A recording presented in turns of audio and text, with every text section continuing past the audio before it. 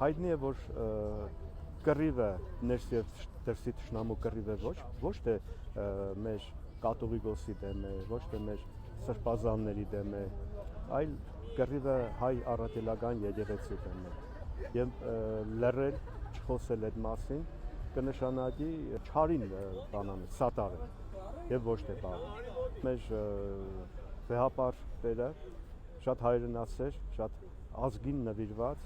շատ բարձր հոգեվորական է։ Եվ նրա միջազգային հեղինակությունն է շատ բարձր։